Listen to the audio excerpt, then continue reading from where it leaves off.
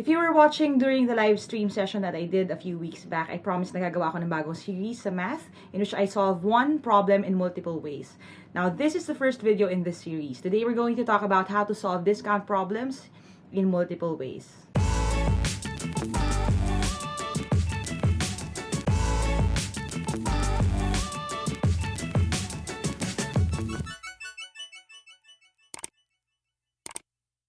Hi there! Thank you for checking out my channel. Thank you for clicking on this video. If this is the first video that you're watching from my channel, I make educational and motivational content sa channel na ito. So don't forget to subscribe if you haven't yet and hit the bell icon para wala kayong mamiss. Like I said in my intro, first video to sa series na gagawin ko. Today we're going to talk about discount problems. I actually have an entire playlist on this topic that you can watch by clicking the I button right here if you're watching this on YouTube. Pero ngayon, ipapakita ko sa inyo yung multiple ways kung paano mag-solve ng itong problem. Sana, pagdating sa araw ng exam ninyo, kung ano man ang exam na iti-take ninyo, whether civil service, UPCAT, LAE, NMAT, or anything, ay makatulong ito sa inyo. I hope you pick which method works best for you at yun ang magamit nyo sa exam para mas mabilis nyo siyang masolve. So in order for me to explain that better, I'm going to switch over to my PC so I can show you how to do it. I'll see you in a bit. Alright, so ito ay classic discount problem. We're going to solve one problem using 3 solutions and get to that one answer. Now again, the goal is to provide you with options kung ano yung mas madali for you. Now here, ito yung sample problem natin. Sabi, a shirt normally costs 800 pesos. How much will it cost after a 30% markup? Alright? Now yung ganitong klaseng tanong, again, pwede nyo i-solve using multiple ways. I already set up yung playlist ko ng nasa topic na ito. So I already provided you with a number of options na kung saan kayo mas magaling or saan kayo mas comfortable, you can go there. Ang first natin na option would be the traditional method. Ang traditional method is yung i-consider ninyo yung discount rate, yung ano yung base na amount, tapos i-add nyo or subtract. Now, yung simplified na version ng traditional method, in my my way, would look like this. The new price is equal to the original price, plus or minus, depende sa sitwasyon, plus kung markup, minus kung discount. And then you have the original price times the percentage or the rate ng discount. Ito yung classic na formula. So kung kunyari, isosolve ko ito using the traditional method, I will get to the new price, which is yung new price after a 30% markup, by substituting yung OP or original price, which is 800. Kasi yung normal na cost niya or yung full price niya. So, 800 ito, and then, dahil naging markup, hindi discount, that would be plus. Okay? Again, kasi minus kung discount, plus kung markup, or tumaas yung presyo. And then you have the original price ulit, which is 800. And then times yung percentage na rate, which is 30%. Okay? So, the formula would look like that. Tapos, is-solve down mo lang siya. So, NP is equal to 800 plus, and then yung 30% of 800, which is basically tatlong 10%. So, 10%, 10%, 10%. Sabi natin, ang 10% gagawin mo lang, iurong mo yung decimal point ng isang beses. I discussed this dun sa aking discussion on percentages. So, if you haven't seen that, ililink ko din sa taas.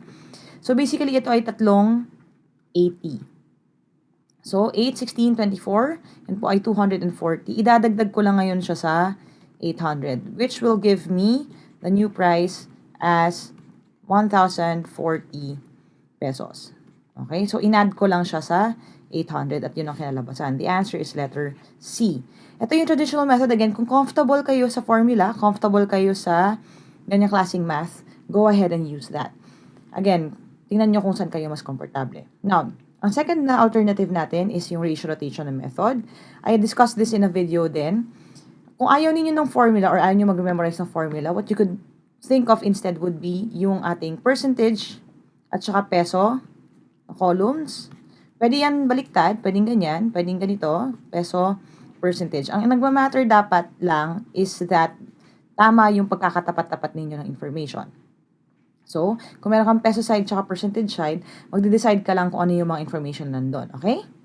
So, kung ito yung iyong peso side at ito yung percentage side, okay, you can put OP over NP or OP or NP over OP. Pareho lang din mo yung lalabas. The original price is always 100%. Tapos yung original price din dito is 800 pesos. So ilalagay ko lang siya under yung column natin ng peso. Kasi again, ito yung percentage. Tapos, ang nawawala is yung new price. Ito yung magiging X. And then right here, dahil nagkaroon ka ng 30% markup, yung dating 100%, 130 na ngayon. So, ito yung magiging ratio ninyo. Tapos, i-ratio rotation nyo lang siya. Now, pwede ko namang idiretso na doon kasi ang 800 naman divided by 100, it's just 8 times and then 130. Now, kung hindi nyo alam gamitin yung ratio rotation, you can watch the video ng ratio rotation. Ililink ko na lang din sa taas. Yun yung pinaka-simple na way dito para magawa niyo ito instead of cross multiplication. So, 8 na lang times 130. So, kung mapapansin niyo ang 8 times 130, pwede nyo i-solve like that. Or something I do is, parang pa-mental math ko siyang ginagawa ko na lang, 130 times 10 sa utak. So, that is 1,300. Tapos, babawasan ko lang siya ng 130 times 2. Kasi ang 130 times 2 is 260. So, ibabawas ko lang siya dyan. 1040 pa rin ang sagot. Again, same as before, letter C pa rin. So, this just proves, again, consistent pa rin tayo pagdating sa exam. Yun pa rin yung lalabas na lagi na sagot. Okay? So, 1040 pa rin siya.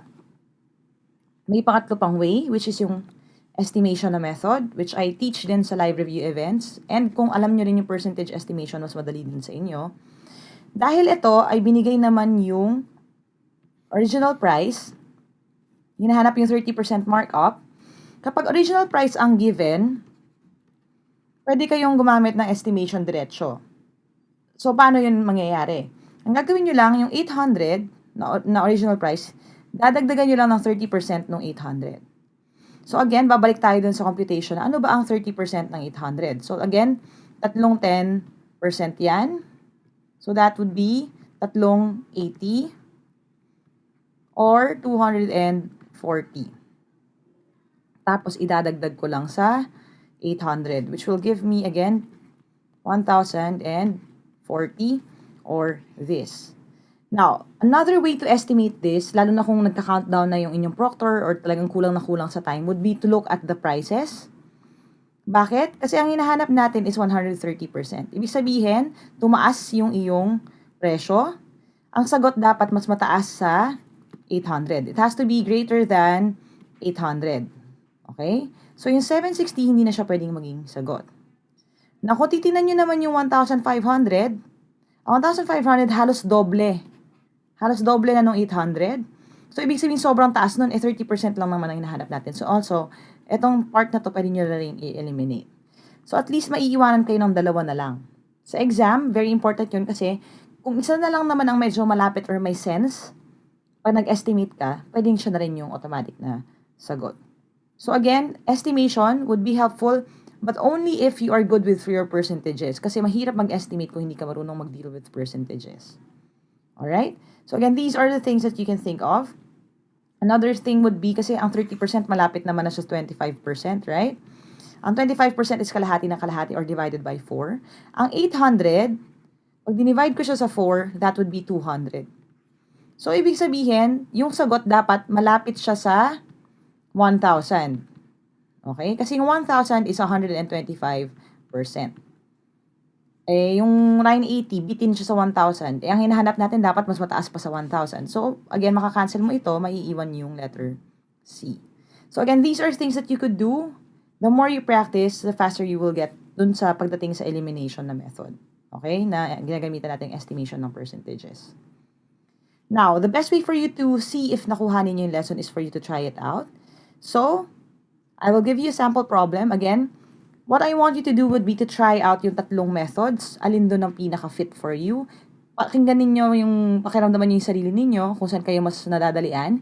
And then, if you could, comment sa baba kung anong klase, aling technique ang pinaka-madali para sa inyo. Yung traditional method, yung ratio, or yung estimation. Alright? So, I'll give you time to answer this and then, let's see kung ano yung tamang sagot. Okay? Your timer starts now.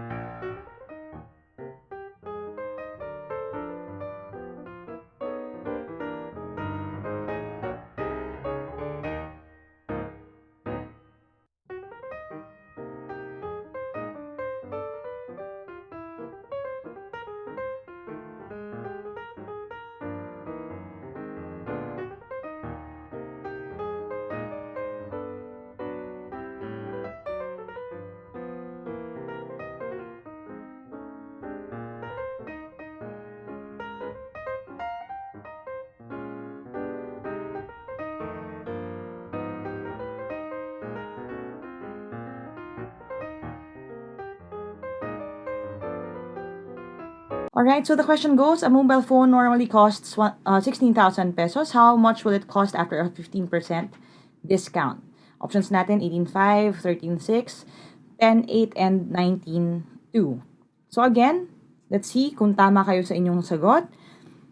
Dito tayo muna sa traditional method. I'll show you how to solve it using the formula. Sabi natin, the new price is equal to the original price plus or minus the original price times the percentage rate. So, ang mangyayari dito, dahil nahanap ang new price, at meron kang original price na 16,000, at nag-discount ka, ibig sabihin ito ay minus, 16,000 times 15%. Okay?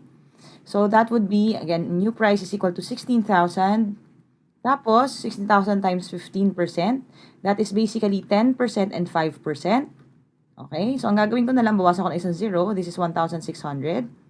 Ang 5% kalahati nito, kasi ang 10, di ba, ang kalahati niya ay 5. So, ang gagawin ko lang, i-divide ko sa 2, lalabas yung 800. So, ang 15% is 1,600 plus 800. So, that is 2,400. Ibabawas ko lang siya sa 16,000. Okay?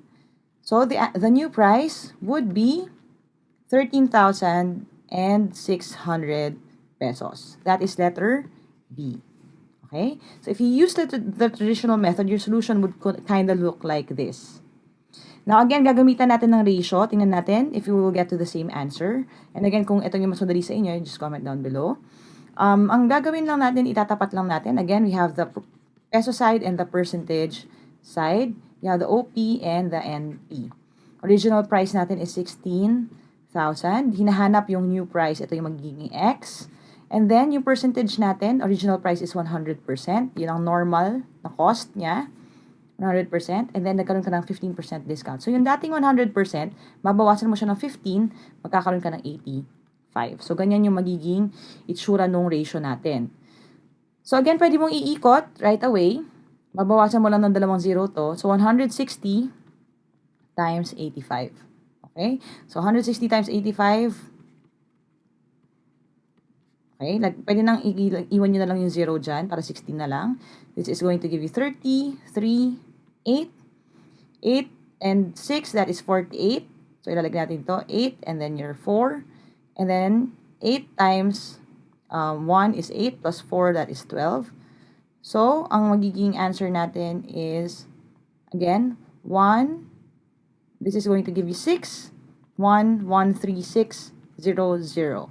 So, again, the answer will still be 13,600.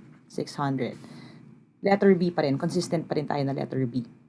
Okay? So, that is using the ratio rotation. Now, punta tayo again doon sa estimation. Ang sabi natin, nag 15% discount ka. So, yung 16,000 dapat mababawasan. The answer has to be lower than 16,000. So, makatatanggal na natin yung letter A kasi higher siya than 16,000.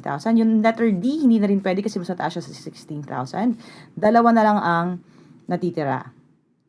Okay, now kung gusto niyo na tansya, pwede niyo bawasan na lang to ng 10%. Ang 10% again is, kung gusto niyo manigurado, no? Using estimation, that is 1,600. Basically, yung ginawa natin kanina. And then your 5% is 800. So, ibabawas mo lang to. Again, babagsak ka pa rin sa 13,600. Or, kung titingnan ninyo, ang 10,800 kasi medyo masyadong malayo na siya sa 16,000. Eh, 15% lang naman yung discount. So, kung 15% lang, dapat hindi naman aabot na halos kalahati na yung lumabas. Kung manghuhula ako, again, kung hinihila na ng proctor yung test paper, dalawa na lang ang natitira ko kasi na-eliminate ko na yung dalawang imposible, dito pa rin ako babagsak sa 13,600. Okay? So, yun yung flexibility na nare-require sa inyo sa math. Be more creative. One problem, multiple solutions, pwede nyo siyang isolve. Okay? So, there are more types of discount problems. If you want me to make a video ng ganito, yung one problem, three solutions, one answer for yung mga missing na rate, missing na original price, let me know sa comments. And I'll see if I can get to that as soon as possible. Alright? Alright, I hope you learned something here today. If you did, click thumbs up. Make sure to share this video with your friends, lalo kung mag-exam din sila para mas marami tayong matulungan. And as always, if you want to reach out to me directly, you can go to www.facebook.com/teamlaika for more information to reviewers, review events, and other stuff that I have made for you guys. Thanks guys, and if you haven't subscribed yet, again, don't forget to hit subscribe and hit the bell icon para hindi nyo ma-miss yung mga susunod pang video sa series na ito. If you have any requests, don't forget to comment down below. And as always, as I always say, guys, never stop learning. Aja, kaya niyan. I'll see you in my next video, and bye for now.